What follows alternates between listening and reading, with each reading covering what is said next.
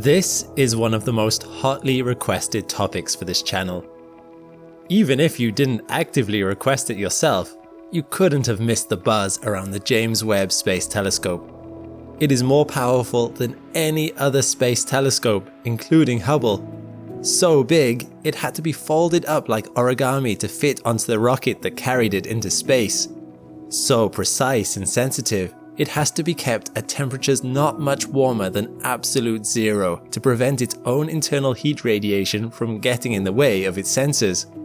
So expensive, it cost $10 billion to make, and so complicated, it took decades to complete. 300 potential failure points stood between it and proper functionality. But now it is here. And it has an incredible mission: to study planetary systems for evidence of life, to understand the formation of planets, stars, and galaxies, and to peer out across the universe to objects so far away the light they gave off has been traveling for almost as long as the universe is believed to have existed. In other words, the James Webb Space Telescope was built to spot the first stars and galaxies at the very edge of our knowable universe, objects from the beginning of time. And the first images have started coming in.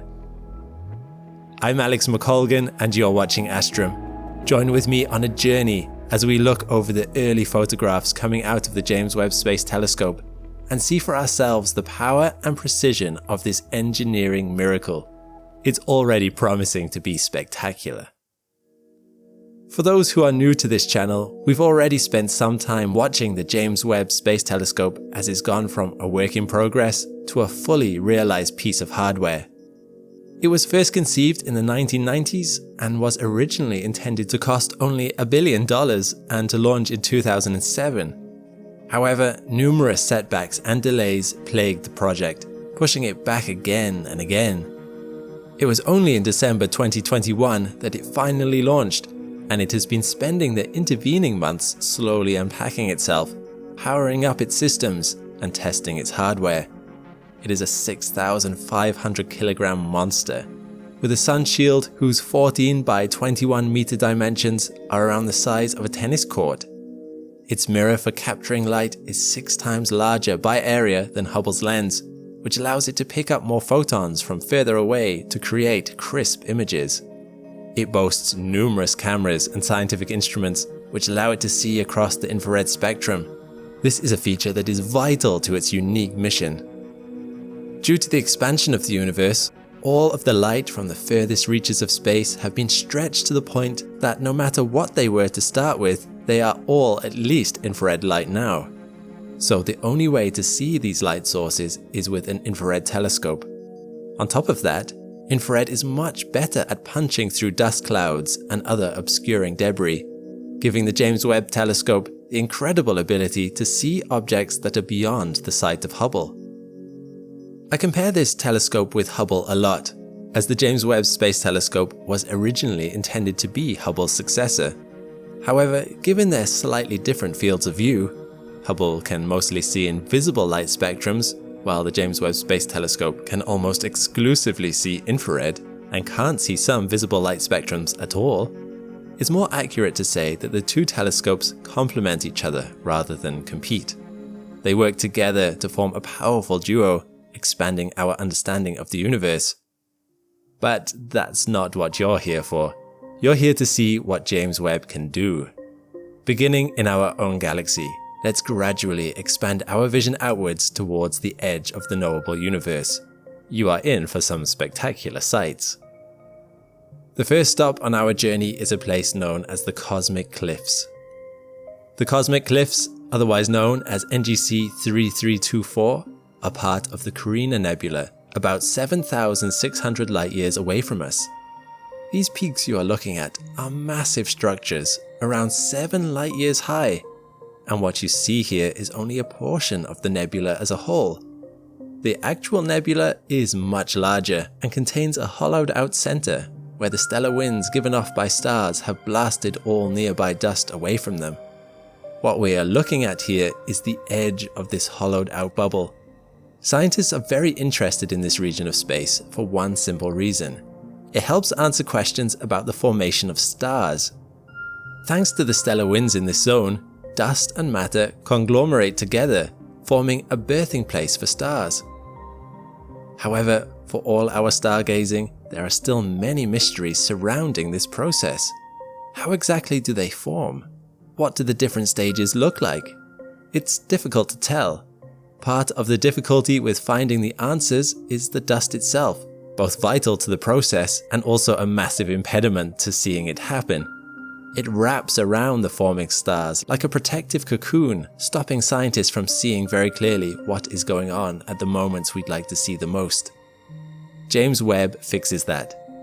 Not only does this image provide more detail than Hubble's image, but thanks to James Webb's onboard MIRI, or mid-infrared instrument, we can peel back the layers of dust and see what lies within. See how much clearer the image is. This will provide scientists with data on the formation of stars for a long time yet. So much for the birth of stars. At our next stop, the James Webb Space Telescope uncovers more about the end of their lifespan. And for this, let's look a little closer to home to NGC 3132, otherwise known as the Southern Ring Nebula. The image on the left was taken by James Webb's near-infrared camera, while the one on the right was taken by MIRI. This is a planetary nebula, although technically that term is a bit of a misnomer. While regular nebulas are the birthplace of stars, a planetary nebula is not a place planets form. Instead, it was just an unhelpful naming convention used by early astronomers who noted the round shapes of these nebulas and they thought they looked a bit like planets. The name stuck, even though our interpretation of the name has moved on. Planetary nebulas like this one are formed when dust and gas are blasted out from dying stars towards the end of their lifetimes. Knowing the chemical composition of this dust is useful, as understanding what material exists in the universe helps us to understand what later waves of stars might be made of. So once again, James Webb's ability to peel back the layers of dust to see what lies within is invaluable. Compare this with Hubble's image to get a sense of the increased detail that James Webb is able to bring to bear. From this, scientists have learned that the second star within the system still has not actually exploded, so the formation of its own planetary nebula is still likely to come. We can also get a better sense of how the gravitational interactions of the two stars stir the nebula, mixing the dust together in fascinating patterns. Now, let's look a little further out, beyond our galaxy. If we want to see star creation, it makes sense to find a location like this. 161,000 light years away from us lies the Tarantula Nebula, so named because it evokes the idea of a giant tarantula lurking within its silken web. Aside from the obvious otherworldly beauty, this area is of particular note to scientists because of its similarity to a period in the universe's history known as the Cosmic Noon. At that point, which to our best understanding took place about 1 billion years after the universe began, star creation was at its most prolific. It is thought that conditions there would have looked something like this. James Webb has been able to spot stars here that are only just coming into being, a fascinating period of time to study. Let's look further out again.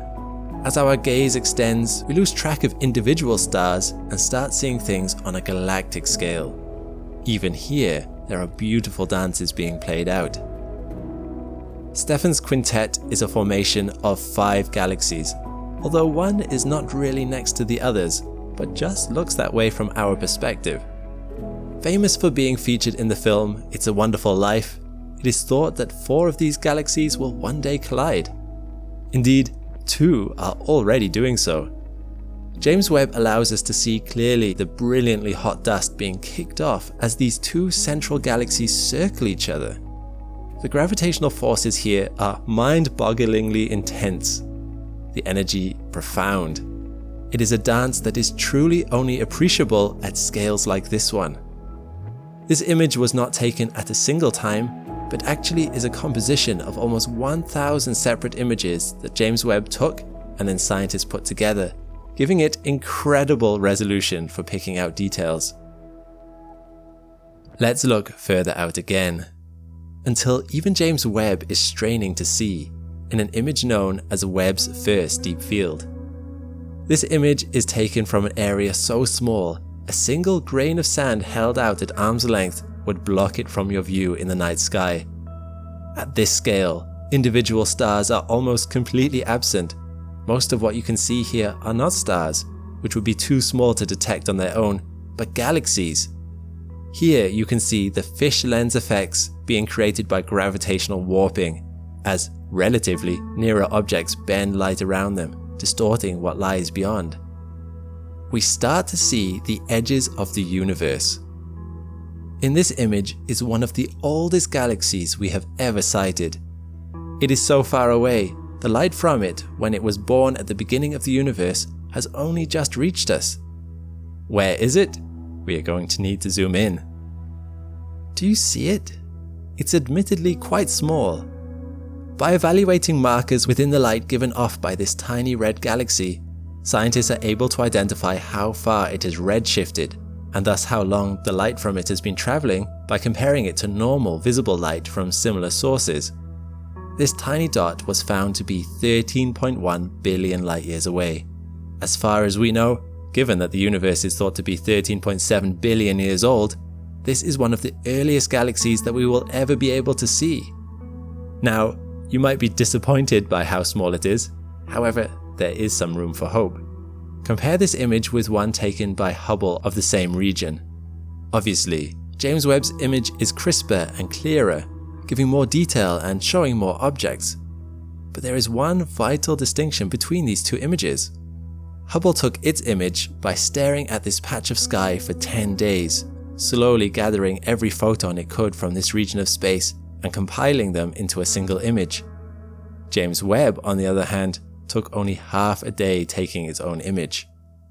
What this implies is that if James Webb was able to take such a detailed image in 1/20th of the time, imagine how detailed an image it could take if it was given a comparable amount of time. In other words, this tiny little dot is likely not the best that James Webb can do. I hope these images have given you a sense of the scientific breakthroughs possible with the James Webb Space Telescope, but also just how beautiful the sights of the universe are. Images like these blew me away. Sadly, we are going to have to be a little patient to see what discoveries James Webb might have in store for us. James Webb has only just finished running through its calibrations, letting its instruments cool off and making sure everything is working perfectly. There are queues of scientists fighting over who gets to use it to do what over the next 5 to 10 years of its expected lifespan. Each second is hotly contested. It will be investigating exoplanets for signs of hospitable atmospheres for life, unveiling nebula to find the origin of stars, and will help us to understand the difference between an old galaxy like ours and the young galaxies that formed just after the Big Bang. With a tool as powerful as the James Webb Space Telescope, who knows what else we are about to discover? To walk outside at night and peer into the glittering darkness of space is a special experience, but one that doesn't capture the true majesty of space and everything it contains. Light pollution, atmospheric distortion, and our limited eyesight prevent us from truly exploring the universe and discovering its secrets. Thankfully, the Hubble Space Telescope, from its position orbiting around 550 kilometers above Earth, allows us to overcome these limitations and see deep into space, changing our understanding of astrophysics and shaping our knowledge of the universe, while also dazzling us with remarkable images.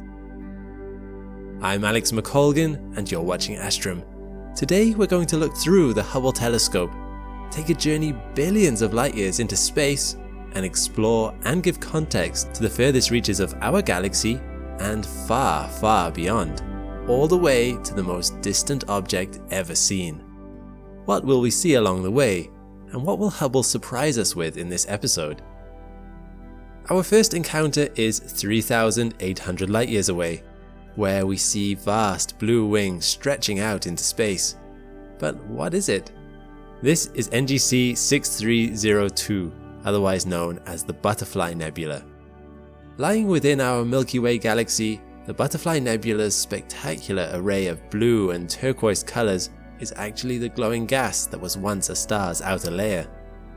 The wing shape showcases the expansive journey that this gas has taken over the last 2,200 years, covering a distance of over 2 light-years. Recent observations of the Butterfly Nebula have detected unprecedented levels of intricacy in the gas jets and bubbles erupting from the star at the nebula center, all of which create rapid changes in the wing shape you're seeing now. Traveling beyond to 8,000 light-years away, we find the star cluster Pismis 24. This cluster contains a combination of remarkable phenomena. First, your eye will be drawn to the core of large emission nebula, rising up and glowing. Second, you will notice the blue stars lingering in and around the nebula. These blue stars owe their blue color to their intensely hot temperature, far hotter than our own sun. This is due to their mass, which determines the temperature of a star, with blue stars having at least 3 times the mass of our own. These blue stars help to give Pismis 24 its signature color and texture. Their extreme ultraviolet radiation causes the gas surrounding the cluster to heat and bubble around the star in remarkable clouds, which makes probing the region extremely difficult. For a while, Pismis 24-1, a star in the Pismis cluster, was thought to be the most massive star ever recorded at almost 300 solar masses. However, it is now thought to be at least 3 stars, each weighing in at almost 100 solar masses. Much smaller than originally thought, but still some of the largest stars ever recorded. Pismis 24 is part of the diffuse nebula NGC 6357, a cosmic nursery. The nebula is home to many protostars shrouded by dark gases. Protostars are the earliest stage of stellar evolution, where stars gather mass from their parent molecular cloud. Alongside these protostars are many young stars encased in expanding cocoons of gas, making the nebula feel like a living organism. Now let's go even further. Journeying 60,000 light-years away, we come across Palomar 12, with its globular cluster of stars hanging in deep space. Lingering on the outskirts of the Milky Way's halo, these stars are around 30% younger than the other globular clusters in the Milky Way galaxy. What is the secret to their young age? They were abducted. Palomar 12 isn't actually from the Milky Way galaxy, but from the Sagittarius dwarf elliptical galaxy. Around 1.7 billion years ago, the Palomar 12 cluster was torn from its home galaxy by tidal interactions with the Milky Way. In fact, Palomar 12's home galaxy is currently being ripped apart by our galaxy. These tidal forces are limited to the immediate surroundings of their respective galaxy, but when they collide or pass nearby one another, the results are striking, creating strange, distorted shapes, or unique phenomena as demonstrated by Palomar 12, where clusters born in one galaxy end up living in another. Our journey doesn't end here. Hubble allows us to see much further. Let's continue our voyage outwards, hopping more quickly between locations, starting with 30 million light-years distance, where Hubble allows us to see a familiar view from a new angle. This is the Sombrero Galaxy. As we see it from the side, it shows us the flat, disc-like shape of most galaxies, a view we don't typically see. You might be wondering why this flat shape is the norm. After all, planets, moons, and meteors tend to be spherical. Shouldn't all galaxies be the same? The reason for the more common flat shape found in galaxies is that, as mentioned before, the universe is in constant motion, and gravitational forces caused by the black holes at the center of galaxies cause them to rotate, with the conservation of angular momentum leading to an outward disc-like shape. The Sombrero Galaxy is notable for the blinding white core at its center, and the distinct lanes of cosmic dust spiraling outwards, the most pronounced of which linger at the rim, giving the galaxy its distinct sombrero shape. Continuing further, at 65 million light-years, we see the broad elliptical galaxy NGC 1052-DF2. Do you notice anything distinct? You might have spotted its particular diffuse texture, so diffuse in fact that distant galaxies can be seen behind it. This gives the galaxy a supernatural, almost ghostly appearance. But the most strange of all is that this galaxy is possibly missing all of its dark matter. This was the first galaxy of its kind to display such an absence. As for why, we're not truly sure. Let's go even further, this time just over 300 million light years from Earth. This is the Coma Cluster, a large gathering of more than 1,000 galaxies, all linked together by gravity. A cluster that also happens to be one of the first places where we discovered indications of dark matter. In this image that you're looking at, you can see thousands of intracluster globular clusters. These are spherical groups of stars that are not bound to a galaxy, but to the Coma Cluster itself. While this might seem far, we can travel even further. Over 9 billion light years away is Max J1149, aka Icarus, once the furthest star we knew of in the universe. In fact, light from Icarus takes so long to reach us that it appears to us the same way it did when the universe was 30% of its current age. To give a sense of how far away Icarus is, at the time of its capture in this image, Icarus was at least 100 times further away from the nearest star. Yet we can travel even further, to distances that seem beyond comprehension. Nicknamed Earendel, WHL0137-LS is a star in the Ceres cluster whose light took over 12.9 billion years to reach us. However, due to the expansion of the universe, the distance between Earendel and ourselves is now even greater, 28 billion light years. We are just seeing it where it was almost 13 billion years ago. Earendel is suspected to be 50 to 100 times the size of our Sun, and due to its enormous mass, is expected to explode in a supernova in a few million years from our perspective. Nicknamed Earendel after the Old English name for morning star or rising light, the name is actually a reference to J.R.R. Tolkien's character Earendel, who travelled through the sky carrying a jewel as bright as a star. Outside of its interesting name and impressive size, Earendel also has an effective surface temperature of at least 20,000 Kelvin, almost 4 times hotter than our Sun. There is also a small possibility that it is a population 3 star, which means it would contain almost no other elements beside hydrogen and helium, and it would be far brighter than your average star. We are able to see this star through an effect called gravitational lensing, where a cluster of galaxies warp light from the star around them in just the right alignment so that they act like a huge lens, allowing Hubble to see much further than it otherwise would have been able to. Things are so unbelievably far away now that even Hubble is reaching its limits. But is there anything further that we can see on our journey to the far reaches of space?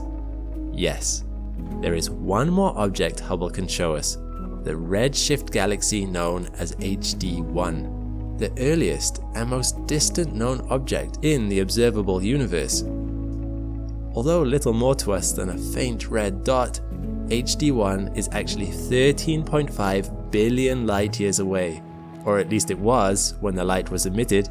It is estimated to now be at a distance of 33.4 billion light years away with the expansion of the universe taken into account. While it lies at the very reaches of our perception, it has some telling details. Its extremely luminous ultraviolet emissions suggest it could be a starburst galaxy, producing stars at an unparalleled rate.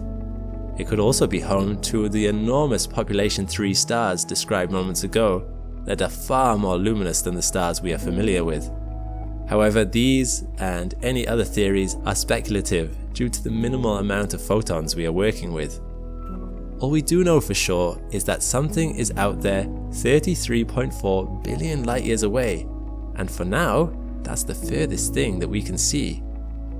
To get more information, and perhaps even further views of the universe, we will need the James Webb Space Telescope, the most powerful infrared telescope of all. But until then, let's be thankful for the sights Hubble has shown us, and the 33 billion light year journey it has allowed us to take. and what a journey it is. In the dark, frigid void beyond Neptune lies a vast and mysterious region where the ancient remnants of our solar system's birth drift silently through the darkness, perfectly preserved by the deep freeze of space. To reach this shadowy expanse from Earth, we must travel past the rocky planets, flying by Mars and then beyond the swirling storms of Jupiter and Saturn. Farther still, out beyond the blue giants, Uranus and Neptune, we finally reach our destination. Welcome to the Kuiper Belt, a vast ring of icy debris encircling our solar system like a frozen halo. This isn't just a collection of distant rocks, it's a time capsule from 4.6 billion years ago, holding the untouched building blocks of our cosmic neighborhood. It is home to several dwarf planets and mysterious objects that have left many astronomers scratching their heads. I'm Alex McColgan and you're watching Astrum. Join me today as we explore the worlds lurking in the shadows of our solar system and piece together clues about its history, about planetary formation, comet activity, and even the origins of life. Before we knew for sure that the Kuiper Belt was real, astronomers suspected that something existed beyond Neptune. For decades, everyone's favorite dwarf planet, Pluto, was thought to be an isolated object in the outer solar system, but something didn't add up. Its small size and unusual orbit suggested that Pluto wasn't alone, and that maybe it was merely one of a number of yet-to-be discovered distant objects. In 1951, astronomer Gerhard Kuiper predicted the existence of a belt of icy objects just beyond the orbit of Neptune, but without telescopes powerful enough to detect these objects, the idea remained theoretical for decades. That changed in 1992, when astronomers David Jewitt and Jane Liu discovered the first confirmed Kuiper Belt object, known as 1992 QB1.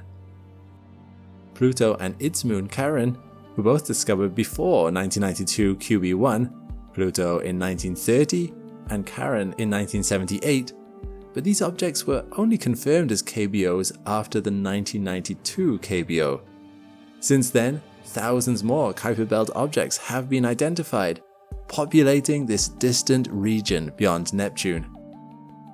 To grasp the true scale and position of the Kuiper Belt, let's imagine we're traveling in a spaceship, starting from the Sun and moving out towards the outer edge of our solar system. As we move along our journey, let's compare the Kuiper Belt to both the more well-known asteroid belt and the less well-known Oort cloud. Starting near the Sun, we zip past the rocky planets, Mercury, Venus, Earth, and Mars. Between Mars and Jupiter, we see the asteroid belt, made up of the leftover materials from when our planets formed. A thin, spread out ring of rocky debris, the asteroid belt is about 2.2 to 3.2 astronomical units away from the Sun and about 1 astronomical unit wide. As a reminder, 1 astronomical unit is equivalent to the distance from the Sun to the Earth. Most of the known asteroids reside in this part of our solar system, ranging in size from the largest asteroid, Vesta, at 525 kilometers wide, almost the distance from London to Belfast, to the smallest objects, some of which are just tens of kilometers across. However, despite residing in such a large space, the total mass of all of the asteroids in the whole asteroid belt combined is only about 3% of the mass of the Moon. Beyond the asteroid belt, we encounter the gas and ice giants, Jupiter, Saturn, Uranus, and Neptune, colossal worlds that dominate the outer solar system. Finally, as we pass Neptune's orbit at 30 astronomical units, we reach our destination, an even more remote, icy frontier, the Kuiper Belt. This vast expanse stretches from 30 to 50 astronomical units, and and is home to a range of intriguing objects, from frozen relics of the early solar system to dwarf planets including Pluto, Haumea, Eris, Makemake, and countless other smaller objects. Like the asteroid belt, the Kuiper belt contains ancient debris from our early solar system. In fact, Kuiper belt objects are considered some of the oldest surviving pieces of our solar nebula that originally formed the planets of our solar system. And so, at one point in the very distant past, these stray pieces might have been able to come together to form yet another planetary body. However, Neptune's gravity prevented the icy objects from coalescing and never allowed them to form something new. Unlike the asteroid belt, which is primarily made of rocky material, the Kuiper belt consists of mostly frozen methane, ammonia, and water ice, forming a frozen, thick, donut-shaped ring of debris. The Kuiper belt contains hundreds of thousands of large icy bodies bigger than 100 kilometers across, and more than 1 trillion comets, not to mention smaller debris and dust. And the average distance between objects is so large it can be hard to imagine. Each of those objects is, on average, between 0.02 to 0.1 astronomical unit apart. Imagine 10 million kilometers between objects. Here, in the dim outer reaches of our solar system, these icy bodies drift in near silence, preserving vital clues about the origins of planets and comets. But it doesn't end there. That was just the main region of the Kuiper belt. Overlapping the outer edge of the main region is another area of Kuiper belt called the scattered disk, which continues out to nearly 1,000 astronomical units, with some Kuiper belt objects on orbits that reach even farther beyond that. So while the asteroid belt and Kuiper belt share some similarities, as you can see, one is vastly more expansive than the other. And while we may have reached the end of the Kuiper belt, there's still another massive structure that surrounds every other object and belt I've mentioned so far. In a recent video, I talked about the Oort cloud, the colossal structure of orbiting icy debris that encircles our entire solar system.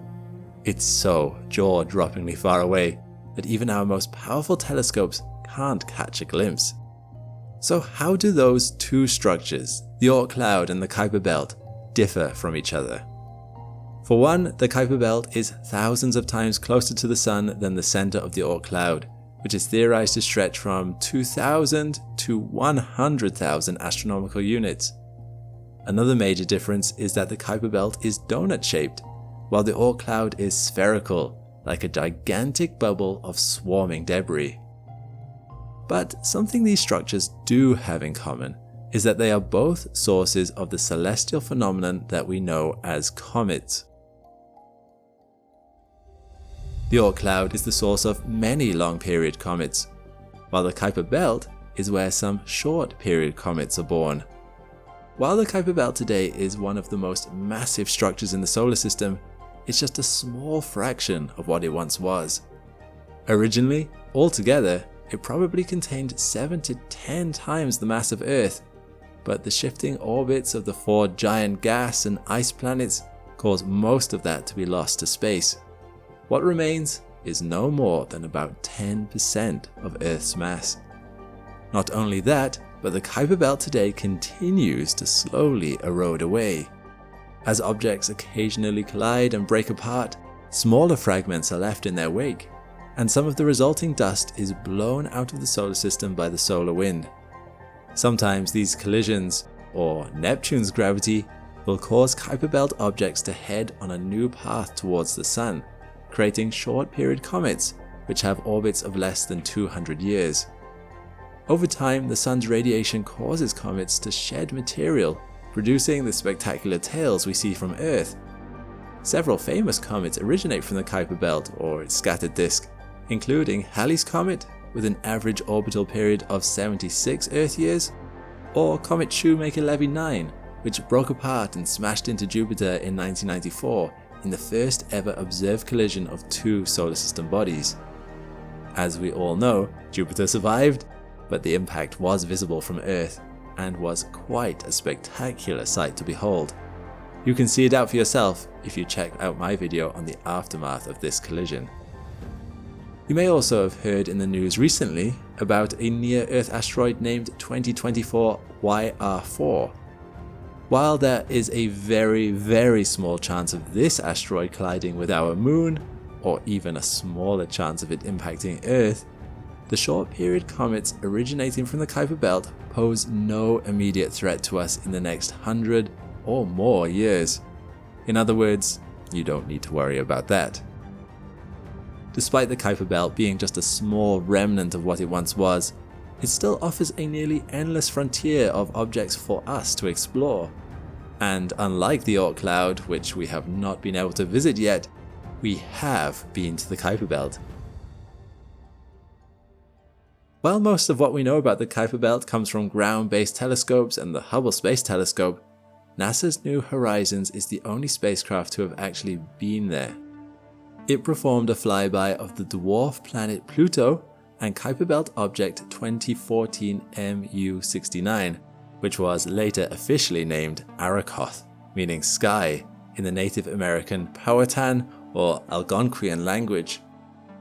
This flyby of Arakoth in 2019 was the most distant flyby in the history of space exploration, taking place 1.5 billion kilometers beyond Pluto, with the New Horizons spacecraft getting as close as about 3,500 kilometers above the surface of the object. And even among the swarm of mysterious objects that make up the Kuiper Belt, Arakoth still managed to surprise the New Horizons team. Its strange shape was unlike anything we had ever seen in our solar system. Arakoth is a small icy KBO known as a contact binary, composed of two distinct lobes that at some point merged into one body. Its shape resembles a flattened snowman. At just 35 kilometers long, 20 kilometers wide, and 10 kilometers thick, you might not think there's much to learn from this relatively tiny object. But what Arakoth lacked in atmosphere and diverse geology, it made up for in its unique structure. The bizarre pancake snowman shape of this Kuiper Belt object provides crucial insights into how planetary building blocks came together in the early solar system, and how planets may have formed. Arakoth's shape seemed to give it a counterintuitive gravity field and rotation, and several papers published since the flyby have led to an almost undeniable truth about how planetesimals form, something the New Horizons team didn't expect. Planetesimals form when smaller objects come together to make larger bodies, which may eventually combine to create a planet. Until now, there have been two competing theories: hierarchical accretion, which proposed that small objects would crash into each other at high speeds until they created something bigger, and local cloud collapse, where nearby objects would slowly come together because of their gravitational attraction, thereby forming larger and larger bodies. And now, thanks to the Arakoth flyby and important research into the object's geology, geophysics, composition and formation, we can be fairly certain that the theory of local cloud collapse is correct. The object's smooth surface and the lack of fractures from stress confirm that the cosmic snowman formed at low speed. Alan Stern, a planetary scientist and the lead for the New Horizons mission, said that the evidence was so strong, we've decisively solved a multi-decade debate about how planetesimals form. And thanks to New Horizons, we get to see the most famous Kuiper Belt object, Pluto. The spacecraft performed a flyby in 2015, allowing us to get up close and personal like never before and take those stunning images. The mission collected observations of Pluto and Charon, the dwarf planet's largest moon, and was able to collect data on Pluto's other satellites, Nix, Hydra, Kerberos, and Styx. Of course, we've all seen the stunning photographs of Pluto's heart-shaped surface region, also known as Tomba Regio. But did you know that the heart-shaped feature is actually a glacier? The western lobe of the heart, named Sputnik Planitia, after Earth's first artificial satellite, Sputnik 1, is a vast nitrogen glacier that stretches 1,000 kilometers wide and 4 kilometers deep, and is undoubtedly the largest known glacier in the solar system. The eastern lobe of the heart gets its light color from nitrogen that is carried from Sputnik Planitia and deposited as ice. Not only did we get stunning images of Pluto, but the data from New Horizons forever changed how we understand our favorite dwarf planet. It revealed that Pluto is far more complex than we previously thought, and offered clues to the origin of its heart-shaped feature. The data led some to believe that Pluto's heart-shaped region could be explained by an internal water-ice ocean. However, a recent study led by astrophysicist Harry Ballantyne from the University of Bern has revealed another, more likely culprit. The heart shape may have been caused by a low-velocity impact that left a gigantic splatter across the surface of Pluto, creating the western half of the heart shape. This impact would have come in at an oblique angle, as in not straight on. Imagine throwing a water balloon across dry pavement in the same way you might skip a stone across a pond. When the balloon scrapes the pavement, it pops, leaving an elongated splat of water across the pavement. This kind of angled, low-velocity impact is similar to how the western lobe of Pluto's heart feature may have been created. But it's not just Pluto that we get to see up close. The images of Pluto's moon Charon were also incredible. Can you make out the enormous equatorial tectonic belt? Its existence suggests a long-gone water-ice ocean on Charon.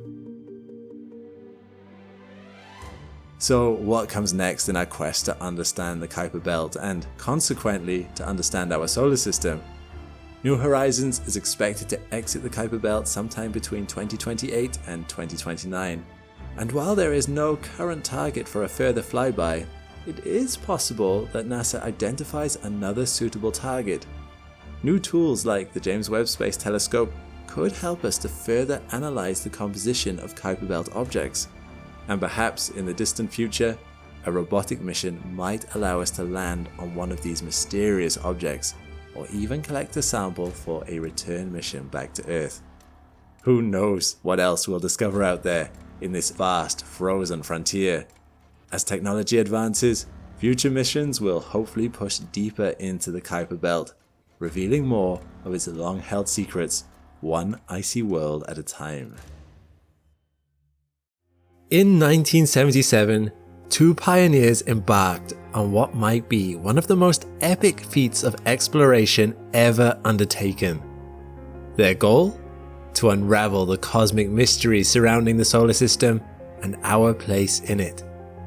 Not only did they provide us with some of the first and best imagery of our solar system's outer planets, but they continued to send us incredible new information about our universe from interstellar space, some 47 years and 24 billion kilometers later. The Voyager 1 and 2 probes are more than just instruments and circuitry. They are a symbol of humanity at its best. Curious, audacious, ambitious, and resilient. Voyager didn't just capture dazzling photos of our gas giants and their moons. It captured the hearts and minds of generations back home on Earth. These are the probes that have gone the furthest that any human object has traveled. They are trailblazers and groundbreakers. It is their unique opportunity and their peril to travel beyond the reach of humanity, to capture images of things we have never seen before so close up, nor have we seen since. When I look back, I realize how little we actually knew about the solar system before Voyager, says Voyager mission project scientist Edward Stone. We discovered things we didn't know were there to be discovered, time after time. So, are you curious to see what they learned? I'm Alex McColgan and you're watching Astrum, and in today's Supercut we'll cover everything you might ever want to know about the Voyager missions, from the probes themselves, their grand tour, to their impending tragic finale. It's one of life's little ironies that it is not new, cutting-edge technology that is advancing our understanding most at the edge of our solar system, but old machines. They have an onboard computer with less memory than the one inside your car's key fob. To this day, they are still using 8-track magnetic tape from the 1970s, which makes them older than many of you sitting here watching this. This is the conundrum of deep space exploration, where vast distances and extremely long travel times can mean that technology is antiquated by the time it has reached the most ambitious targets. Of course, Voyager 1 and 2 were not initially meant to travel all the way to interstellar space. They were instead built for a 5-year mission to explore Jupiter and Saturn and their larger moons, which was only possible thanks to a rare, once every 176 years planetary alignment. However, after completing all of its initial objectives on Jupiter and Saturn, the Voyager mission team added flybys of Uranus and Neptune to one of the probe's objectives. Later, these too were completed, so NASA announced the start of the even more ambitious Voyager interstellar mission, with the purpose of exploring the outer limits of the Sun's sphere of influence and beyond. This final journey would take both probes off the ecliptic to unexplored parts of the solar system, such as the termination shock and the denser and hotter heliosheath, before finally crossing the heliopause into interstellar space. But how did these incredible machines manage to accomplish so much beyond the scope of their original mission? It all comes down to that old but incredibly effective technology. NASA scientists made a number of forward-thinking design choices that allowed the probes to far exceed their initial objectives. To put it simply, they were built different. Here's how. Let's start with one of the most consequential decisions: the fuel source. Each probe is equipped with a long-lasting radioisotope thermoelectric generator, which converts heat from the decaying plutonium-238 isotope into electric power. These generators were capable of producing 157 watts of electrical power upon takeoff, about enough to power a laptop and maybe charge a mobile phone too. This might not sound like much, but was more than Voyager needed. While a radioisotope generator meant that power production was in constant decline, it would half in strength every 87.7 years, it would still be enough power to keep the essentials on the probes running until at least 2025. This long-term fuel capacity was no accident. You see, when the Voyagers launched in 1977, NASA faced a unique opportunity. The planets would soon be in that 1 in 176 year alignment that had last occurred during Napoleon's first reign. This rare alignment would not only allow the Voyagers to visit Neptune and Uranus with minimal course adjustment, but also give the probes a gravity assist from each of the 4 outer giants they visited, thereby increasing their effective velocity beyond what they could get from their own rocket propulsion. This idea was relatively new at the time, having been only attempted previously on NASA's Pioneer missions to Jupiter and Saturn. However, this narrow window gave NASA a strict deadline. There wasn't enough time to plan follow-up missions, and the United States Congress wouldn't earmark enough funding for a longer expedition, like the Grand Tour NASA first proposed. So, what did Voyager's team do? They devised a series of engineering feats to optimize the probes for a potentially longer mission and fervently hoped that the funding would follow. Each of the Voyager probes is equipped with 11 scientific instruments. Most of them have redundancies in case of machine failure, which can be toggled on and off to conserve power. To adjust course and orientation, the probes are equipped with gyroscopes for stabilization, referencing instruments, and 16 hydrazine thrusters, including 8 backups. Backups, and good backups at that, were key to the Voyager probe's longevity. They proved to be vital, as Voyager 2's main thrusters stopped working after 37 years. Its backup thrusters had to engage after 4 decades of idleness. And guess what? They worked perfectly, highlighting the excellent engineering that went into them. The Voyagers also have custom-built onboard computers, which are antiquated by today's standards, but were cutting edge in 1977. The probe's wide-angle and narrow-angle lens cameras are controlled by a computer command subsystem, which has fixed programs like fault detection and correction routines. Another key to its success lay in its computers. Each probe had a computer called the Attitude and Articulation Control Subsystem. And no, it doesn't scold the Voyagers when they get sassy. Attitude refers to probes' orientations with respect to the Earth, without which their high-gain antennae would be unable to send or receive signals from NASA's Deep Space Network. This is very important, as the probe's transmitters only have the wattage of a refrigerator light bulb, and at such immense distances, their radio signals become barely detectable whispers. To communicate with the Voyager team and vice versa, the probe's antennae must be facing the Earth, and the Deep Space Network must in turn know exactly where they are. Otherwise, they would be lost, like a needle in a 287 billion kilometer haystack. Each Voyager spacecraft has a 3.7 meter antenna for real-time transmission and an 8-track digital tape recorder capable of buffering 536 megabits for future transmission, enough to store 100 photographs. While this was still a huge step up from the earlier Pioneer probes, which had no onboard data storage, it's still a fraction of what the smartphone in your pocket can store today. Despite these limitations, the DTRs were built to last. Odetics, which manufactured them, claimed that their DTRs could process over 4,000 kilometers of tape without taking visible wear and tear.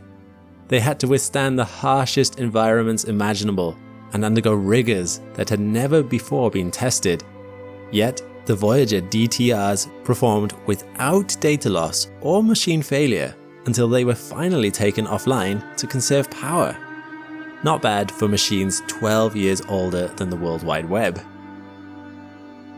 Durability was a chief concern during Voyager's planning.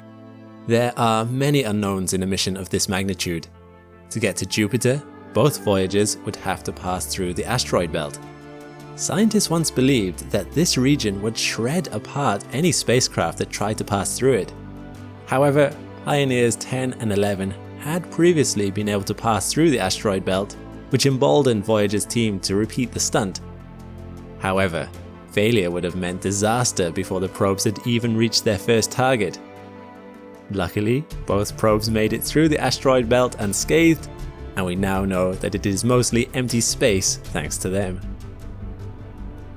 Even with all these successes, and with the probes performing far better than their engineers could possibly have hoped for, as the two spacecraft traveled through the vastness between the planets, there was still at least one more hurdle to cross.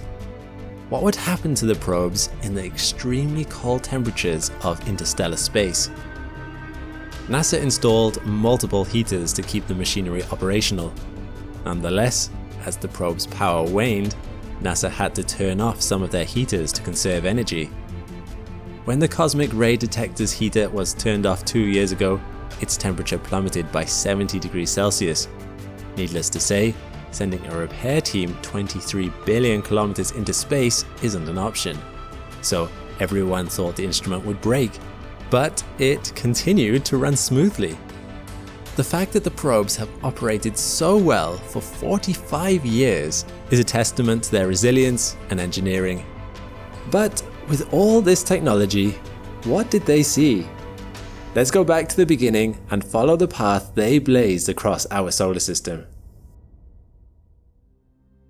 On the 20th of August 1977, NASA launched the Voyager 2 space probe from Cape Canaveral, Florida.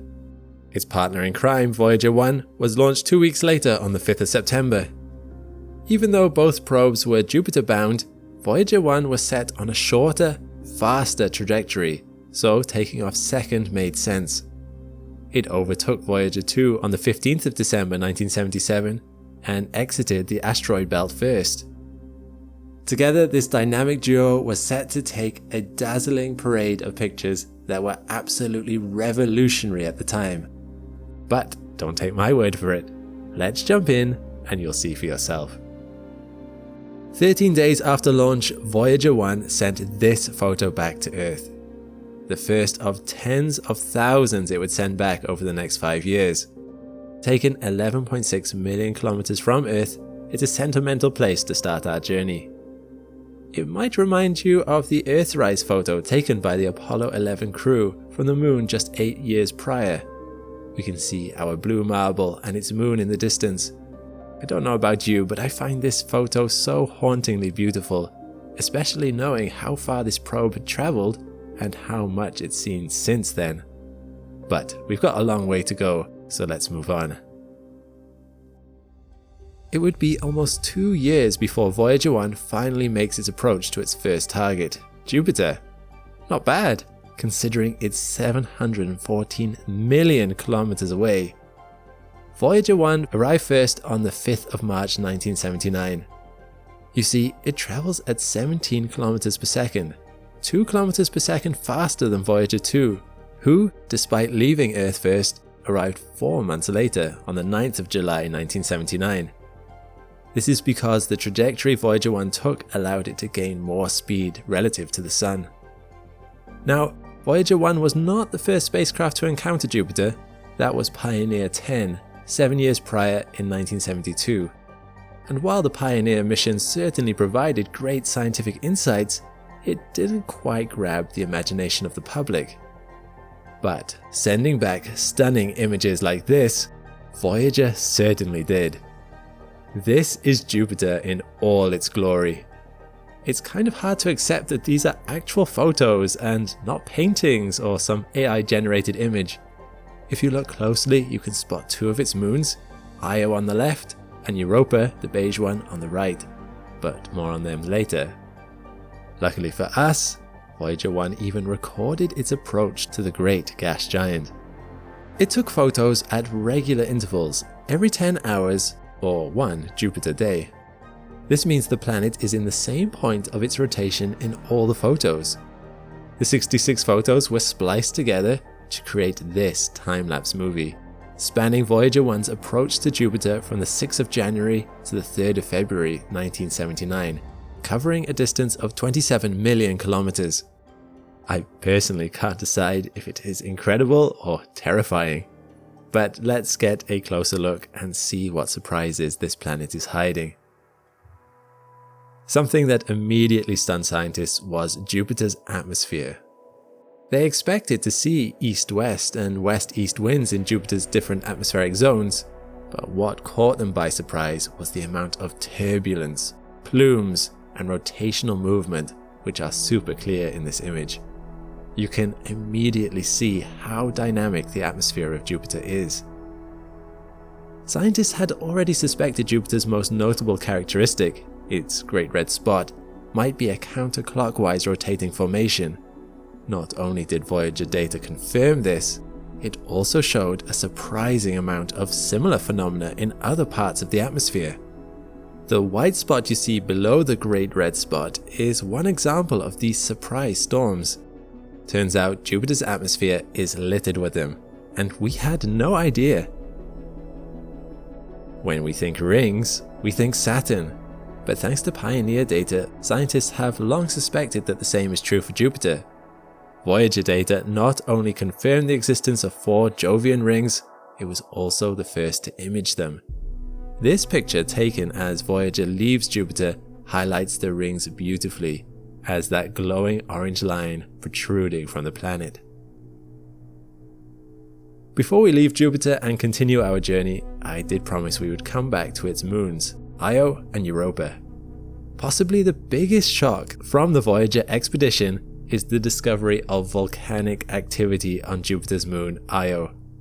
Prior to Voyager, geologists thought Io would be covered with large impact craters, like our own moon. While they did find circular markings on Io's surface, they didn't appear to be from craters. The dark spots you see indicate the presence of volcanic hotspots and lava lakes. This photo shows lava flow from less than 1 million years ago, which is incredibly recent and totally unexpected. We now know Io as the most geologically active site in the solar system. At the time of these images being taken, it would have been incredible to capture Io mid-eruption. Imagine expecting to see a moon similar to ours, then stumbling upon a sight like this. These blue explosions on the surface of Io shot material and gas 100 kilometers into space. The volcanoes are incredibly active, going off relentlessly every few hours, treating Voyager to several jaw-dropping photos. The next moon out from Io is Europa, and it could not be more different. An icy world. Voyager 1 was the first to show us that Europa is covered by curious scratch markings. Scientists suppose them to be some type of ice fracture patterns on Europa's surface. It was also Voyager data that first suggested there might be a swirling ocean lurking under the ice. Today, we know of 95 moons orbiting Jupiter. However, prior to 1979, that number was 13. Voyager discovered 3 new satellites, Phoebe, Metis, and Adrastea, bringing the total to 16 moons by the early 80s. Sadly, we don't have any pictures of them from 1979, though they have been imaged since. The next stop on Voyager's grand tour was Saturn. After 21 months of travel, Voyager 1 arrived on approach to the ring planet in November 1980, closely followed by its companion 9 months later in August 1981. Like I said before, you think rings, you think Saturn. So let's start there. Prior to Voyager's mission, Saturn was believed to have just 5 major rings. However, Voyager 1 showed us that these rings are actually made up of hundreds of thin ringlets. This was the closest flyby any probe had undertaken back then, hence the great detail and learnings. Voyager discovered a ring too, the G ring, and also provided key details about the F ring discovered by Pioneer 2 1 year prior in 1979. Voyager 1 showed us that the F ring is kinked and multi-stranded in nature. It also identified 2 Sheppard moons within the F ring, Prometheus and Pandora. This was big news because this discovery confirms scientists' theories that shepherding moons exist around narrow rings to keep ring material in line. Voyager also introduced us to some ghostly features on Saturn's B rings. They appear scattered around the rings in this photo and are said to resemble broad spokes in a wheel. They seem innocent, but they actually caused quite the stir in the scientific community for a while. You see, up until 1980, we thought that Saturn's rings were caused exclusively by gravitational forces. That's all well and good, except these spokes completely fly in the face of that theory. Their existence is not consistent with gravitational orbital mechanics. We still don't know what causes them, but the leading theory involves electrostatic repulsion separating very small dust particles from the main surface of the ring. Sadly, as much as data from Voyager taught us about Saturn's rings, it also taught us that Saturn is losing its rings. Gravity is pulling the rings into the planet, turning them into a kind of dusty rain of ice particles. According to NASA, this could cause Saturn's rings to disappear in 300 million years. Voyager's trip to Saturn raised so many questions that a dedicated mission was mounted in the 90s to exclusively study the ring planet. Cassini probe launched in 1997 and orbited Saturn for 13 years. You can check out a video of mine on what it found here. But we aren't leaving Saturn territory yet.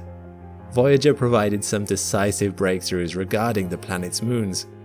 We already knew of 14 moons, but Voyager showed us 3 more, bringing the total number at the time up to 17 moons. Let's see what we can learn from Titan and Enceladus. Pioneer 11 was the first probe to image Titan, Saturn's largest moon, and the data it gathered captured the interest of researchers. So Voyager was sent to follow up. It found that Titan had a thick, nitrogen-rich atmosphere, the first and only encounter of such an atmosphere beyond our home planet. Enceladus also turned out to be exceptionally quirky. Take a look at this photo. Enceladus is visible out in the distance with Saturn in the foreground. Now, I know it's tricky to see, but that moon is erupting. Enceladus spews out 300 kilograms of water vapor up to 10,000 kilometers above its surface, 20 times its own diameter. As it orbits Saturn, the frequent plumes of water vapor that erupt leave a donut-shaped cloud that feeds one of Saturn's icy rings. This data was suggested by Voyager data, but it wasn't until we flew Cassini out there that we could confirm it to be true. Further geological data and imaging shows that Enceladus's terrains are an unexpected mixture of old and new. The left side, which appears smooth, is the newer side, and the right side, with the densely packed impact craters, is the older side. This suggests Enceladus is a very geologically active moon, which it wasn't previously thought to be. Before we make our way to the wonky world of Uranus, we have to say goodbye to Voyager 1. After its flyby of Titan and Saturn's rings, its path was bent upward out of the ecliptic plane. From here, the probe headed straight for interstellar space. Of course, it would be another 32 years before it would reach that. But not to worry, Voyager 2 took a slingshot around Saturn instead to propel it on to Uranus and Neptune. These would be the first and only flybys of the planets in human history. 5 years after arriving at Saturn, NASA's Voyager 2 arrived on approach to Uranus in January 1986. At its closest, the probe came within 81,500 kilometers of Uranus's cloud tops. Voyager 2 revealed an absence of visible cloud features in Uranus's atmosphere. Unlike Jupiter and Saturn, Uranus displayed a serene, featureless cloud deck, challenging scientists' preconceptions about the atmospheric dynamics of gas giants. The false color image on the right brings out the subtle differences in the atmosphere of the polar regions, which are tilted on a 98-degree axis. But it was another tilt that stunned Voyager scientists. It was previously unknown whether Uranus had a magnetic field, but Voyager data showed us that not only does Uranus indeed have a magnetic field, it is also tilted at an astonishing 59 degrees. That means its magnetic and rotational poles are not at all in the same place. Until then, it was thought that these poles were always aligned. It certainly is here on Earth. Our magnetic and rotational poles are only shifted by 12 degrees. The stark deviation found on Uranus defied conventional planetary magnetic field models and forced scientists to rethink their assumptions.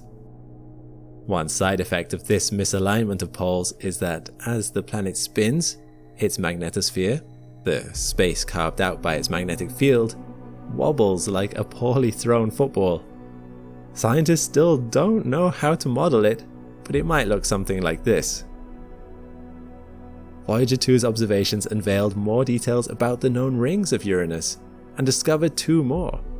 It is the first to capture images of these dark rings, like its outermost ring visible in this photo. The rings are composed of fine dust particles. Voyager 2 also discovered 2 Sheppard moons orbiting one of the newly discovered rings, similar to its findings with Saturn's to the F ring. Here they can be seen from 4 million kilometers in a photo from the 21st of January 1986. This mission significantly increased the known count of Uranian moons. Prior to Voyager 2, we only knew about 5 moons orbiting Uranus. Voyager 2 sent us the first ever images of these moons, which you'll see in a second, but it also discovered 11 more moons, bringing the total to 16 moons. Voyager's discovery provided valuable data on their new moon sizes, compositions, and orbital characteristics. Today, the number of known moons stands at 27. Okay, back to Uranus's 5 OG moons. They all appear to be ice rock conglomerates, similar to the moons of Saturn. Oberon and Umbriel, pictured here on the 24th of January 1986, are riddled with impact craters. They seem to have little geologic activity, judging by their old and dark surfaces. Titania, which sits between those two, the 4th furthest from Uranus, is marked by huge fault systems and canyons indicating some degree of geologic and probably tectonic activity in its history. Ariel has the brightest and possibly youngest surface of all the Uranian moons. This photo, taken from just 129,000 kilometers, suggests Ariel underwent geologic activity that led to many fault valleys and extensive flows of icy material at some point in its history. Miranda is the closest of the 5 to the planet, second only in proximity to Puck, the little rocky satellite discovered by Voyager in 1985, and had the most surprising findings. Voyager flew by Miranda on the 4th of January 1986 at a distance of just 30,000 kilometers. This small moon turned out to be a captivating puzzle of geological dynamism, shaped by a volatile history. Voyager 2 identified traces of internal melting and sporadic upwelling of icy material, manifesting in extensive, canyon-like faults plunging to depths of up to 20 kilometers. The lunar canvas is further adorned with oval, racetrack-shaped features etched like cosmic scratches. Voyager also saw terraced regions, where a mosaic of old and young, bright and dark, and heavily and lightly cratered terrains coexist. The chevron-like characteristics seen here suggest Miranda's original surface was pulled apart and the fragments forcibly re-aggregated back together. 3 weeks later, on the 25th of January, Voyager 2 departed Uranus and snapped this wonderful goodbye shot from 1 million kilometers as it set off to its final planetary target, Neptune. After 3 years of travel at a speed of 54,000 kilometers per hour, Neptune finally came into view. Voyager 2 approached the furthest planet in our solar system on the 25th of August 1989, just over 12 years since it took off from Earth. It produced the first close-up images we've ever received of the giant blue planet, passing only 5,000 kilometers above its north pole, the closest of any flybys. Hydrogen was found to be the most common element in Neptune's atmosphere, although the high abundance of methane is what gives the planet its blue appearance. Voyager 2 measured extraordinary wind speeds in Neptune's atmosphere, with the equatorial winds blowing at speeds reaching almost 1,100 kilometers per hour. These remarkable speeds were yet another surprise and highlighted just how dynamic and ferocious Neptune's weather systems are. Scientists also discovered a massive storm on Neptune, aptly named the Great Dark Spot. This turbulent storm seemed to be rotating counterclockwise, just like the Great Red Spot on Jupiter, and exhibited winds reaching up to 2,400 kilometers per hour, the strongest recorded in the solar system. One NASA analyst, Ken Bollinger, commented on the findings in 1989 saying, "Every day what you see is brand new. Nobody's ever seen it. It's just an incredible feeling. There's changes going on constantly on Neptune that happen very, very fast." Voyager 2 also imaged Neptune's rings for the first time. Up until 1986, scientists suspected the planet might have rings, but couldn't be certain. Intriguingly, the spacecraft identified several partial ring structures, or ring arcs, within Neptune's ring system. These arcs raised questions about the mechanisms responsible for their formation and stability, since they mainly consist of incomplete and dusty rings. A trip to Neptune wouldn't be complete without a quick stopover at its largest moon, Triton. The coldest known planetary body in the solar system, Triton turned out to have a fractured surface, complete with erupting geysers and a pinkish nitrogen ice cap over its southern pole. Scientists also identified dark plumes, which could indicate the possibility of ice volcanoes. Voyager 2 also discovered 6 new moons orbiting Neptune, including these. As Voyager 2 turned around to snap one last look at Neptune and Triton, it had officially completed its grand tour. Neptune's gravity bent its path downward out of the ecliptic plane. From here, it continued its voyage into interstellar space, just like its counterpart Voyager 1 had done 9 years before. Speaking of Voyager 1, let's see where it's ended up since we last checked in 1980. 1 year after Voyager 2 finished up with Neptune, Voyager 1 was already about 6 billion kilometers away. In order to conserve power for the long journey into interstellar space, scientists were going to switch off its cameras forever. However, on the advice of Carl Sagan, the team decided to turn the camera around for one final picture, a look back at home and how far we had come. And so, on the 14th of February 1990, Voyager 1 took the most remote selfie in history from 6 billion kilometers away. The result? The infamous pale blue dot photo. In the immortal words of Carl Sagan himself, look again at that dot. That's here. That's home. That's us. On it, everyone you love, everyone you know, everyone you ever heard of, every human being who ever was, lived out their lives. The aggregate of our joy and suffering, thousands of confident religions, ideologies, and economic doctrines.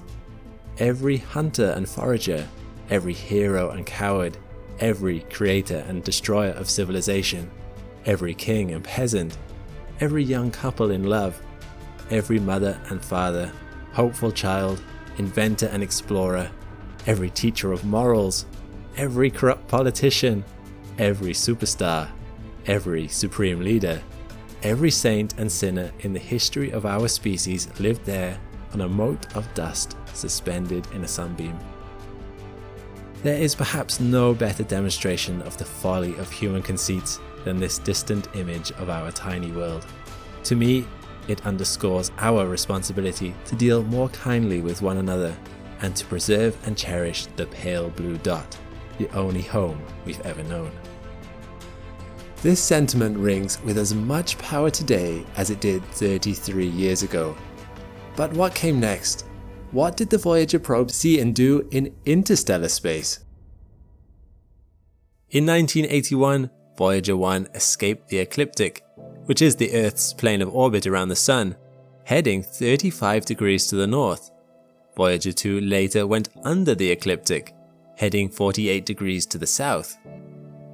However, this was barely the start of the Voyager's journeys.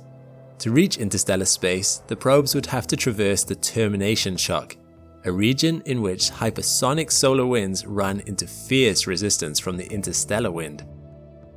Beyond the termination shock, the Voyagers would encounter the heliosheath, where slowing solar winds pile up, becoming denser and hotter, followed by the heliopause, the final boundary between the heliosphere and interstellar space. But in spite of what you may think, the start of the interstellar medium doesn't actually mark the end of our solar system. Indeed, it will be another 300 years until Voyager 1 reaches the Oort cloud, the vast region of billions of icy planetesimals that surround our solar system like a bubble, and another 30,000 years until it exits the cloud, leaving our solar system forever. When the Voyagers traveled through the heliosheath, they made an incredible discovery.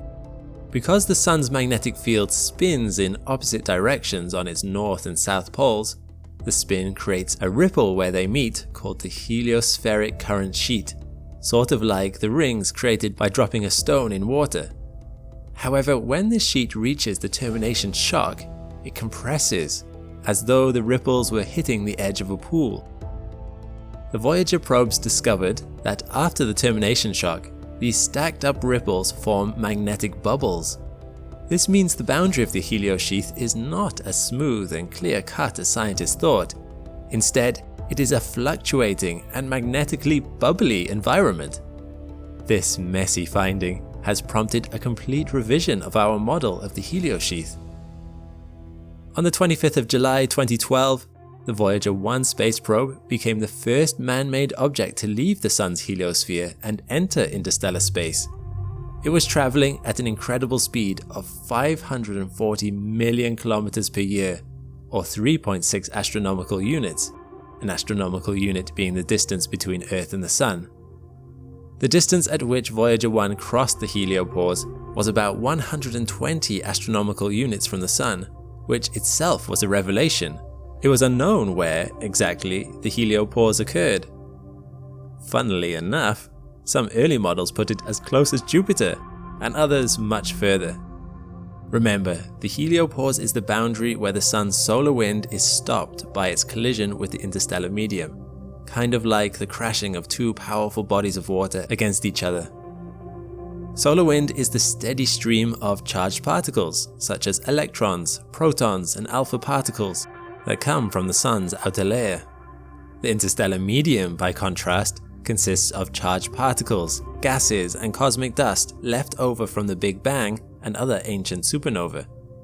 When these charged streams hit each other, they change course and form a region of equilibrium called the heliopause boundary. At first, NASA wasn't sure if Voyager 1 had truly crossed the heliopause and entered interstellar space. As models predicted, the probe's plasma wave detector found a massive increase in plasma density, 80 times what it had registered in the outer heliosheath, and a spike in galactic cosmic rays. But something strange didn't happen that left scientists baffled. After crossing the heliopause, Voyager 1 detected no change in the ambient magnetic field.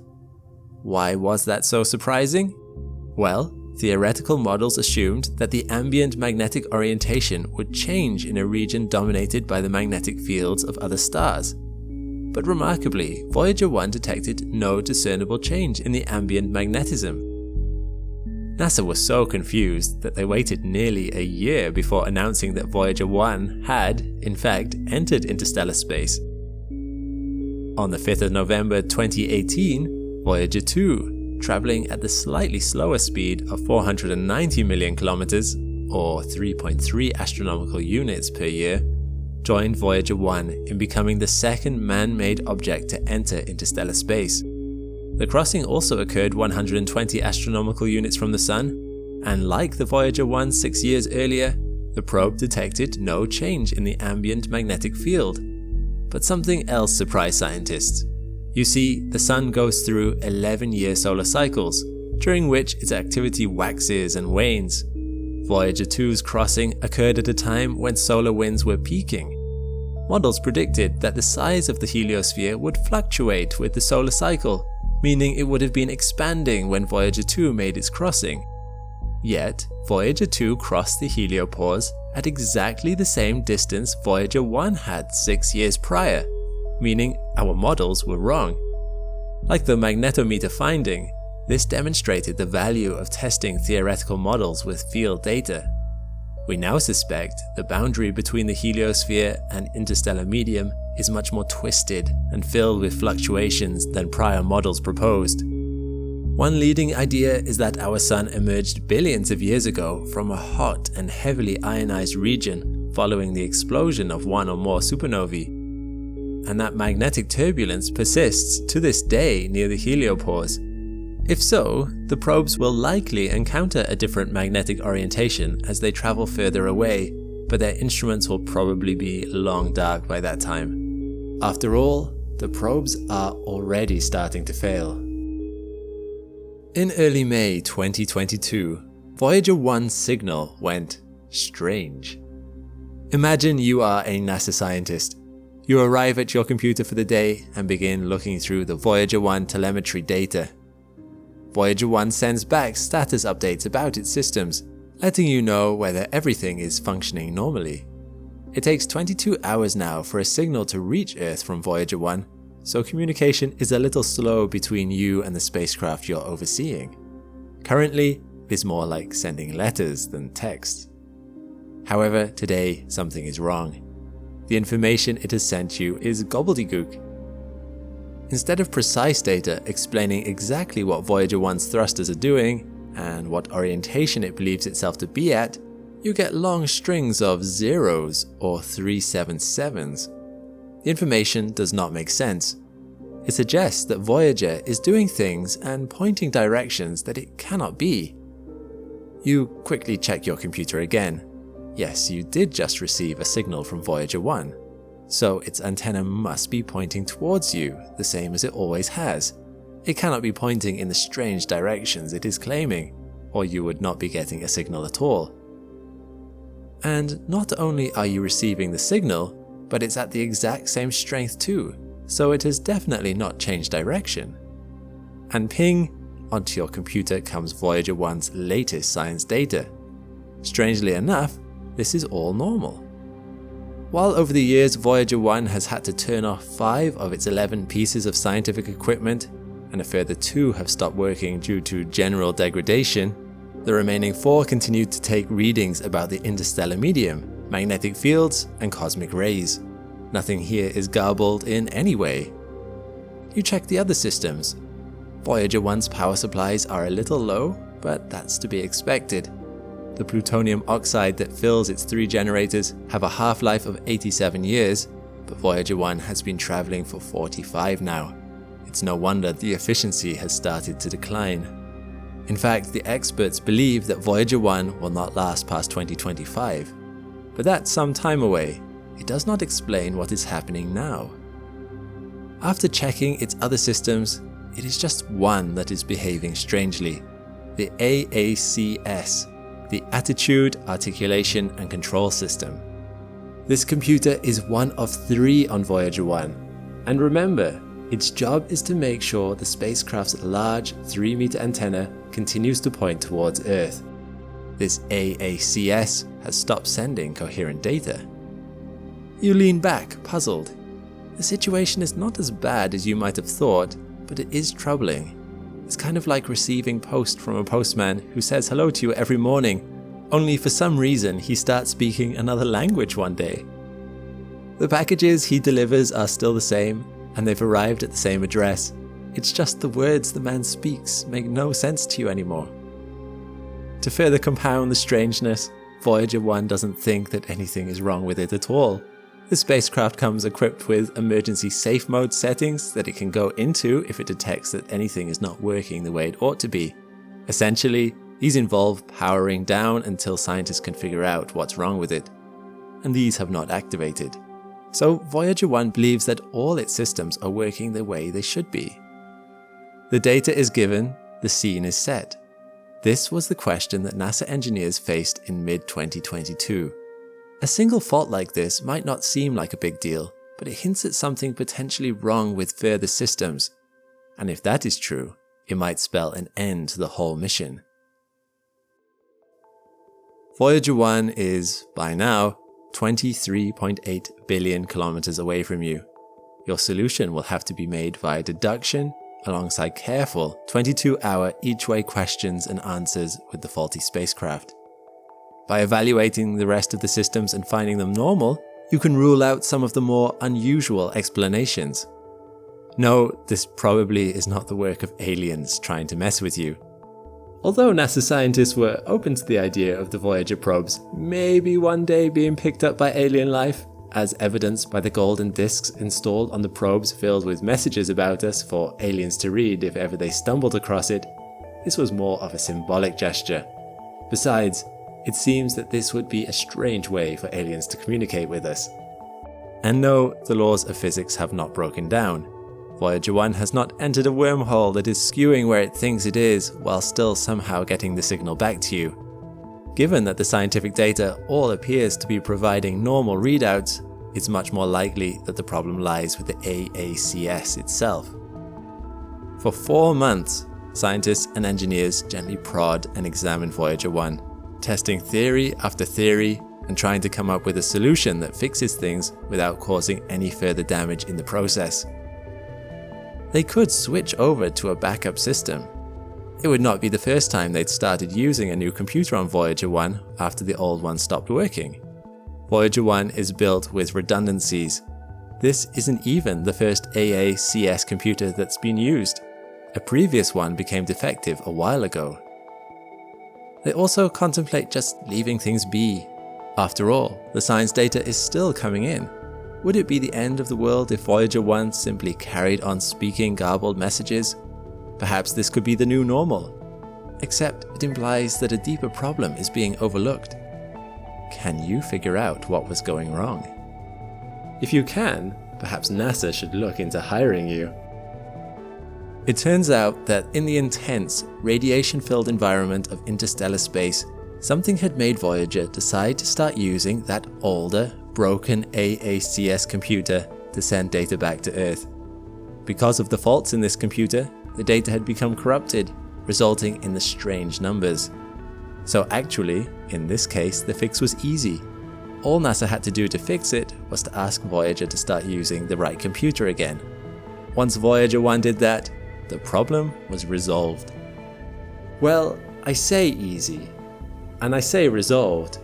It still took a couple of months for Voyager 1 to start behaving normally again, and even then, in November 2023, another of Voyager's onboard computers, this time the Flight Data Subsystem, underwent a similar problem and became unable to send home usable science and engineering data.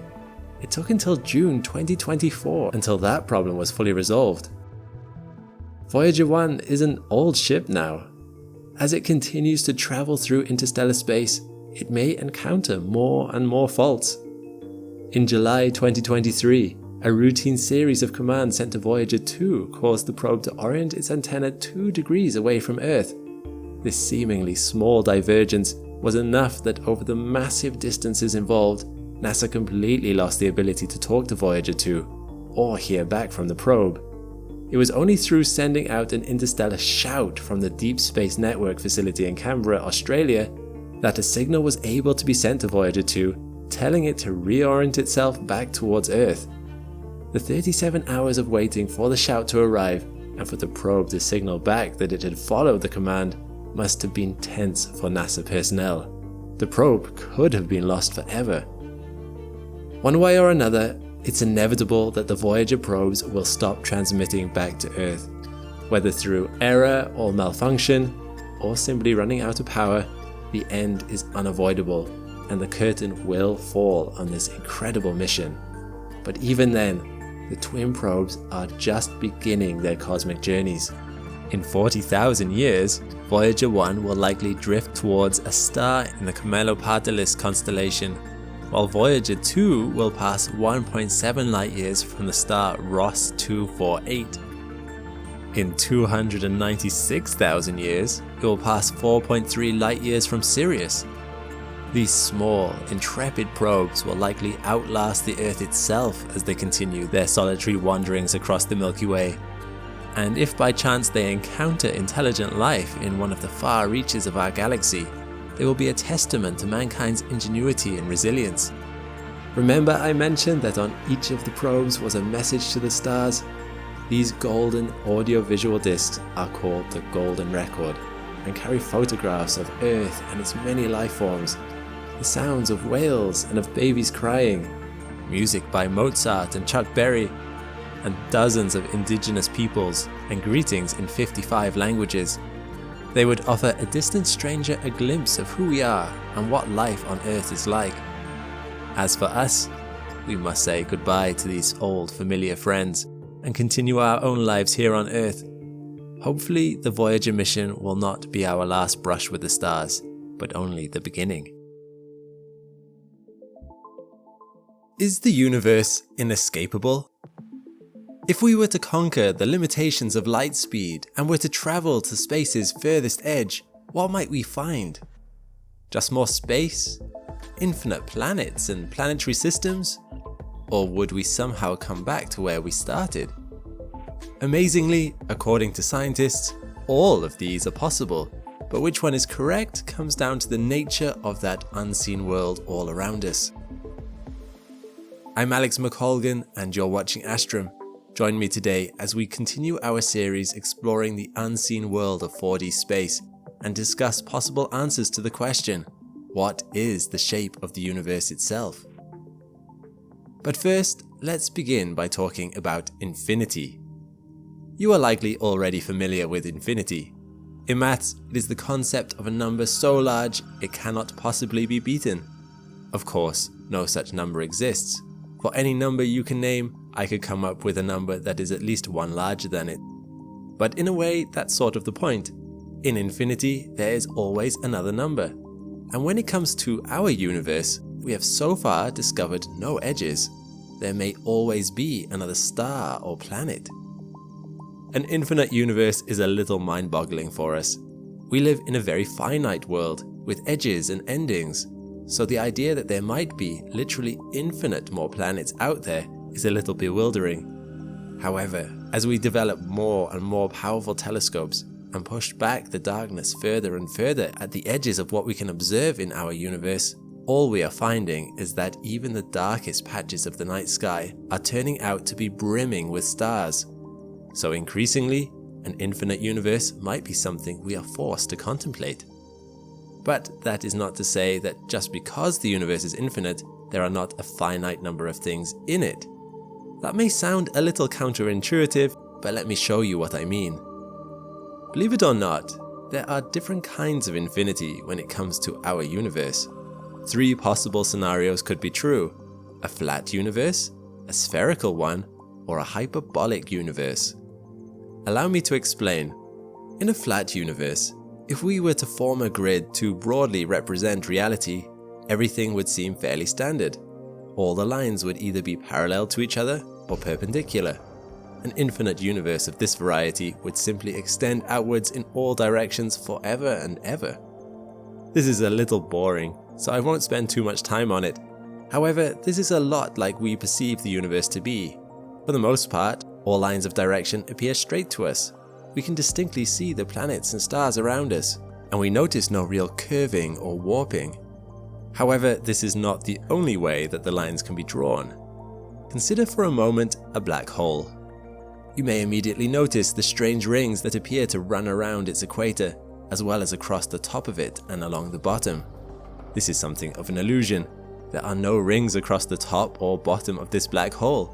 What you are seeing is the equatorial ring that's on the other side of the black hole. However, due to the powerful gravity of the black hole, the light that is hitting it is not bouncing off upwards or downwards into space. Instead, the rays are curving towards us as the black hole's gravity pulls them in. You are seeing the top and bottom of the ring at the same time. Light being bent by gravity. What do I mean by that? Actually, this is an excellent example of our second kind of universe. In a flat universe, all the lines that make up reality are fairly straight. But what if we were to come up with a rule? All the lines must instead curve towards each other. There is only one way such a universe could be drawn, and that is in a sphere. Consider trying to draw 2 parallel lines on a sphere. You might start off well, but will quickly realize that your task is impossible. All lines would converge towards each other, intersecting at least twice as they return back to where they started. What would a universe that was based on these kind of lines look like?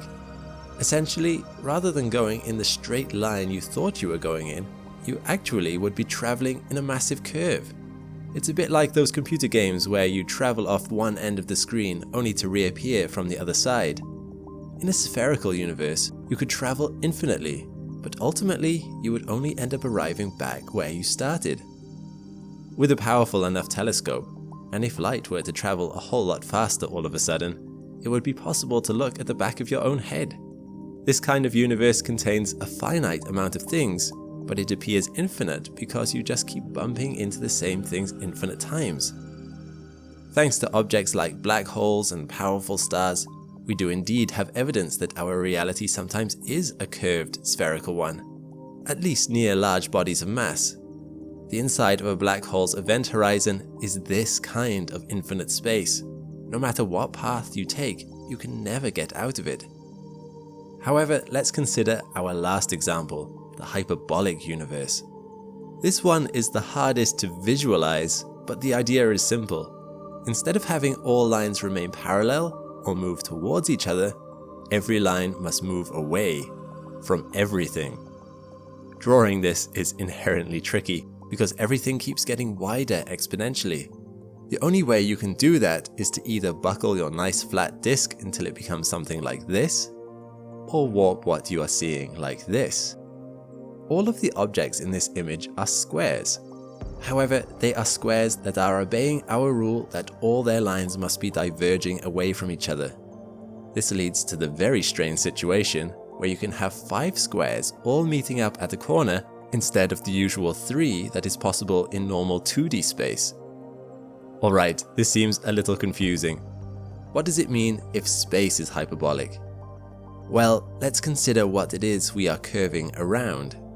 You might have noticed when we talked about our spherical shape that there must be something we are curving around. That direction of curvature is in regards to time.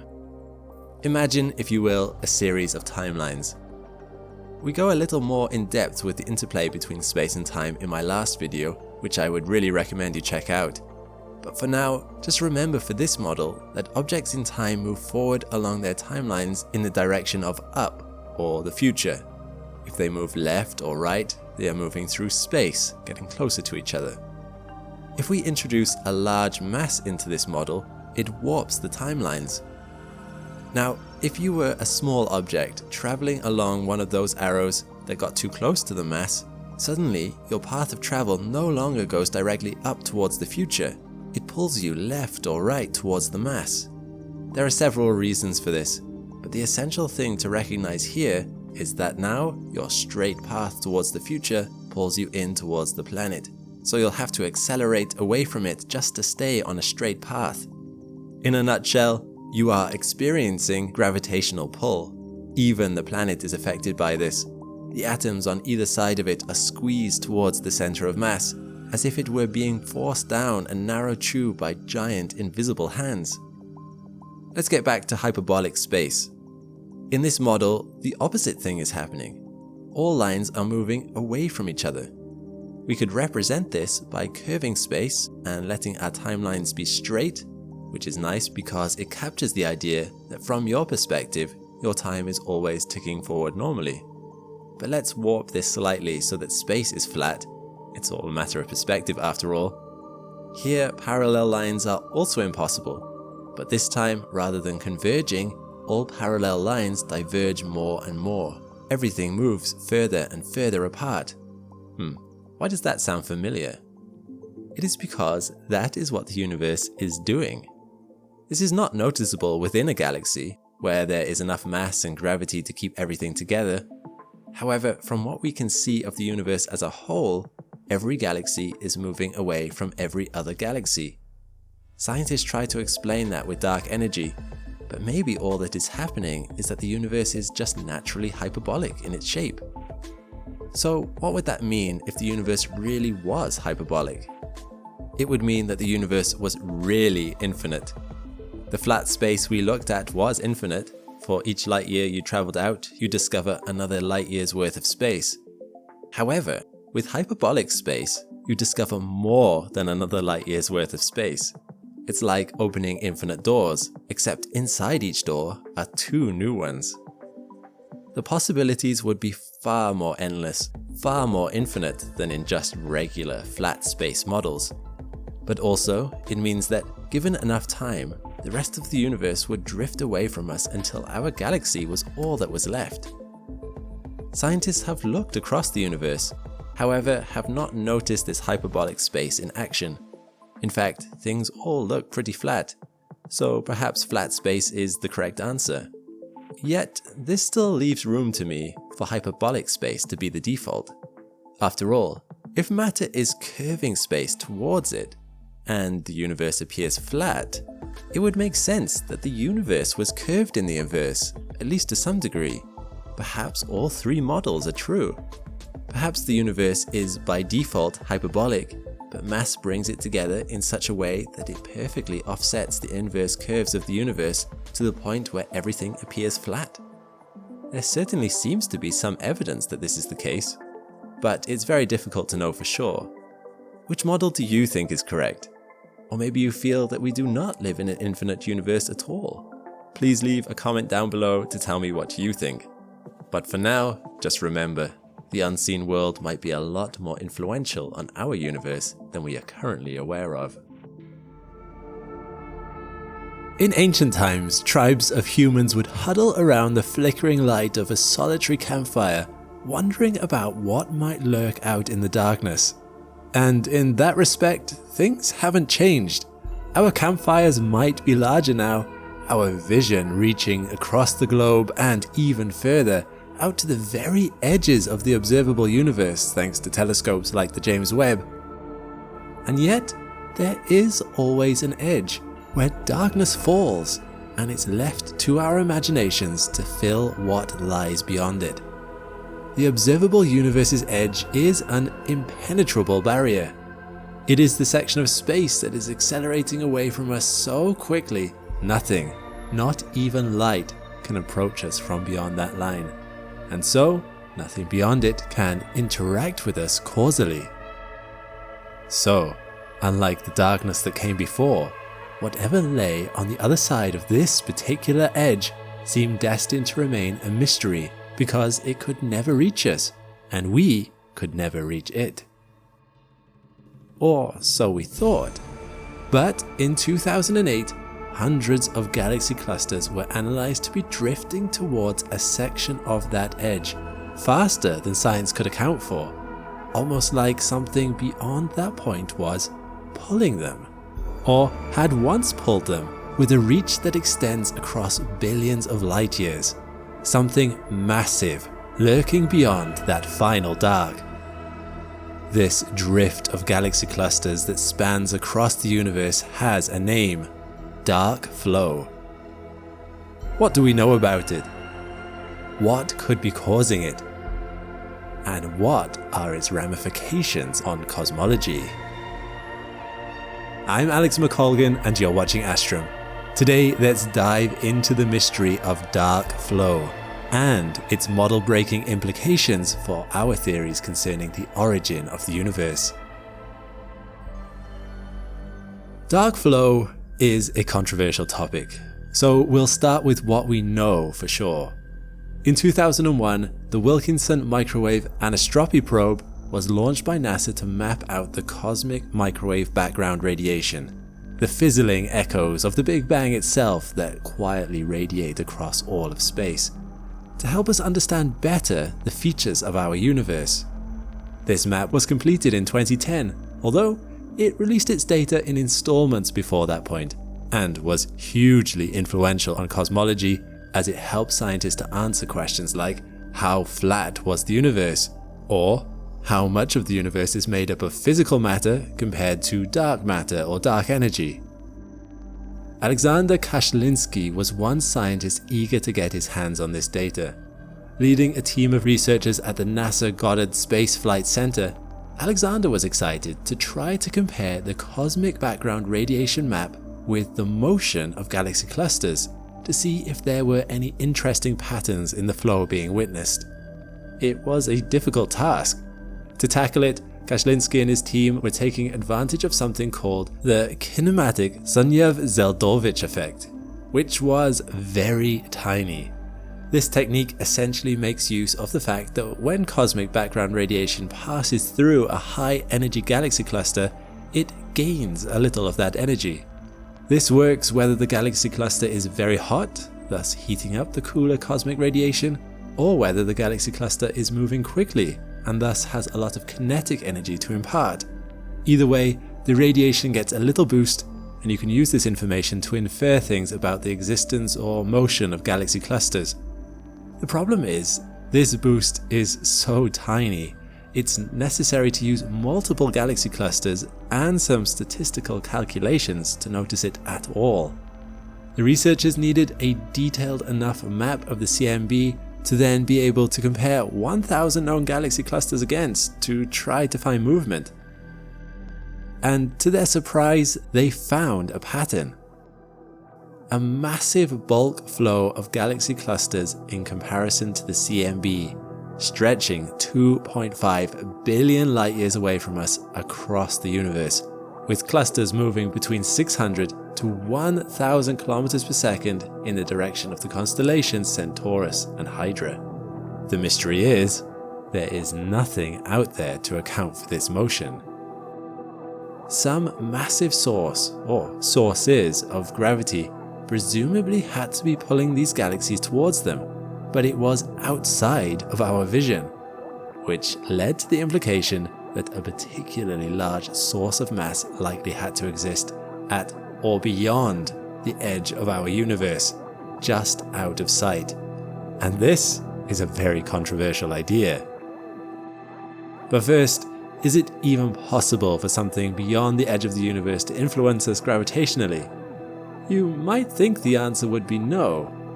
As I said in the beginning of this video, nothing that exists out there can now affect us causally, and we can't affect anything out there.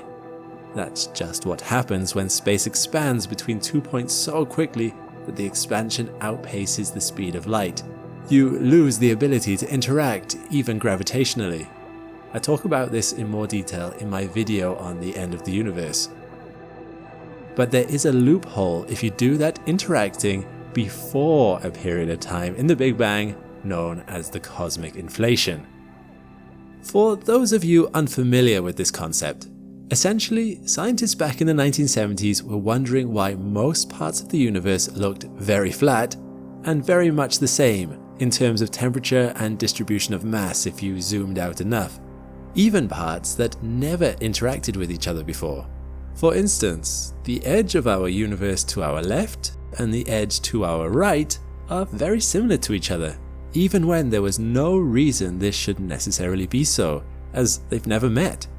This idea is known as the horizon problem. An American physicist known as Alan Guth realized that the problems raised by this mystery all went away if at the start of the universe everything did interact with each other, evening out like a mixture of blue and red dye in water when shaken around enough. But for that to be the case, and for everything in the universe to then explode out to where it is now, a period of really fast expansion of space was needed somewhere at the start, in addition to the already fast Big Bang itself.